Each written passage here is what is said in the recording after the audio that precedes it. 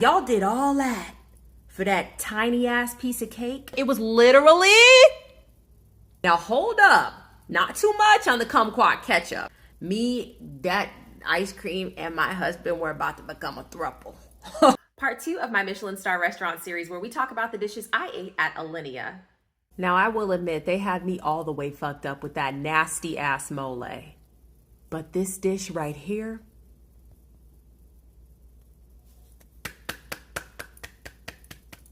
to say that this could have been an artery-clogging, redundant clusterfuck is truly an understatement. Okay, they started off with the braciole? I don't know how to say it, but it's similar to prosciutto. So you've already got something that's fatty, salty, and crispy, right? Underneath that, the little curtain or drape, the most overused luxury ingredient known to man, a layer of truffle, brioche toast that was oily from frying. You got a chunky, thick, big boy, gargantuan layer of A5 Wagyu. It was frighteningly fatty, and they did not hold back on the portion. All of that on top of a one-note truffle cream. But the execution was brilliant.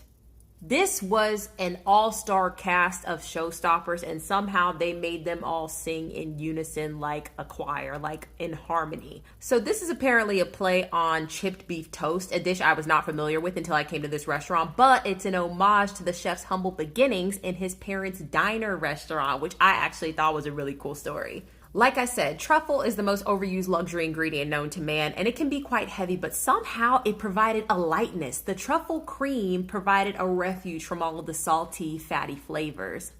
The brioche toast was perfectly crisp. It was a nice texture change, and it also had that subtle sweetness that you love. And the truffle curtain, you know, somehow it wasn't overpowering. It was a dependable, solid member of this all-star cast with its behind-the-scene contributory notes.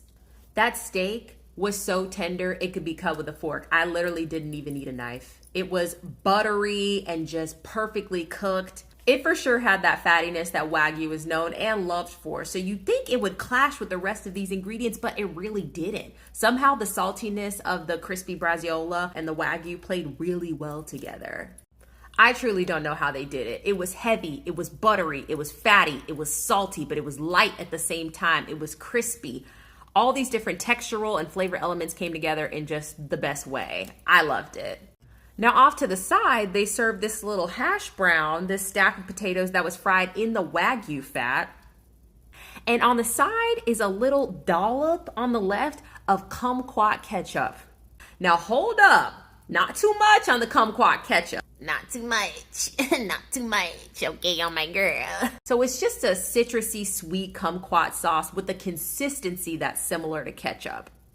Potatoes and citrus, an unlikely pair, but that thing slapped. You know I said they love plot twists around here, right? So in the background, they sat down this table ornament. It was just a big plate and it had a whole bunch of coconuts on it, and then they started a fire in the middle. To be quite frank, I don't know what the hell they were going for. Even after we got the surprise and everything, a big plate of coconuts and you started a fire in the middle, what was I supposed to take away from that? But anyways, in the middle of these coconuts was this delicious sponge cake. It was coconut lemongrass. That was the zippiest flavor to ever run across my tongue. I was obsessed. I literally didn't even want to drink water because I wanted that flavor to stay on my tongue for as long as possible. It was so delicious. My only gripe is that y'all did all that for that tiny ass piece of cake.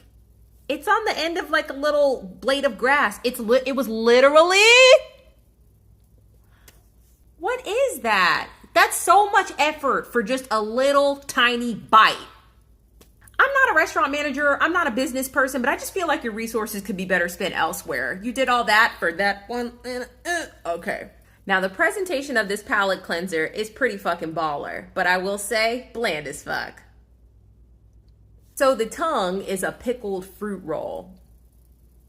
I didn't taste any fruit. I just tasted tart crunch. Okay. And then the eyeballs were like some sort of granola concoction. They were slightly sweet and they had a texture like brownies, but overall pretty bland. Pictures cannot do this masterpiece justice. This dessert was the dessert to end all desserts, just from the presentation and the preparation alone. Just a little detour before we get into this masterpiece, this art. Alinea, why are your tables so fucking ugly? They're literally just stainless steel slabs. It's like we're at a morgue. So anyways, we knew the party was about to get started because somebody brought out like this rubbery latex cover for the table. Thank God, because that thing was hideous. Some mysterious lady that we've never seen thus far comes out with gloves on and all these tools and shit. She gets to work. This lady is an actual artist. She starts off just dusting this glittery sangria snow all over the table. It was literally glittery. Then she takes the 3 sauces that you see here and she starts painting these beautiful, gorgeous strokes on the canvas. Then goes on like the little crispy, crunchy textural layer. There's like chewy cinnamon caramels and like brown butter pretzels and cheddar cheese and just little crunchy bites here and there. So good.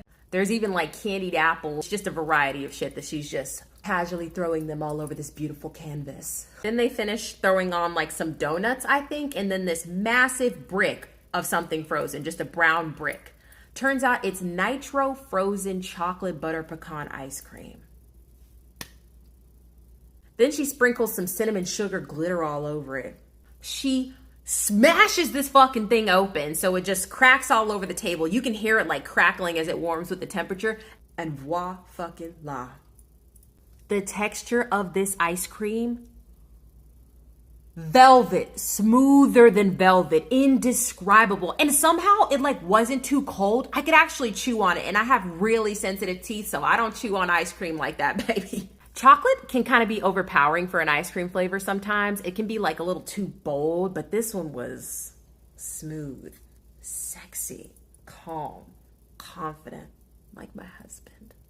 I'm literally at the table Googling the price of liquid nitrogen because this is some of the best ice cream I've ever had. Me, that ice cream, and my husband were about to become a throuple. Okay, because the ice cream was flirting with me. And I said, oh, wait. It would have been an 11 out of 10 if it wasn't for that black goop. So I never explained the sauces. The pink one is a pastel rose apple vanilla oat swirl. The yellowish one is a lacquered caramel. And then that black one, molasses. It was just overpoweringly sweet. It was so dull. It ruined every single bite. The way that we meticulously ate around those black marks on that thing, because it was terrible. That was not a banger. And I know bangers. I know bangers. This is not a banger. This is not a banger. And I know bangers. I know bangers. But besides that goo from a tar pit in a horror movie, every other bite, immaculate, heavenly. So much fun to eat too. We raved about that for the next week. Every Michelin restaurant that I've gone to has presented me a dish that I haven't really jived with. I shouldn't be presented with multiple things walking away from that table like, what the fuck was that? What is this? You're telling me this is the tip of the top? I've eaten at 2 Michelin star restaurants that have blown this place out of the water. Now, were they quite as inventive? Did they have quite the same flair for theatrics? No, they did not. The flavors were just a damn knockout every fucking time. I hate to say it, but at the end of the day, it was overhyped and it was overpriced. Almost $500 a head. The highs were higher with those other restaurants, so I just don't understand the hype of Alinea. Of course, they have amazing technique, but at the end of the day, it's about the damn food.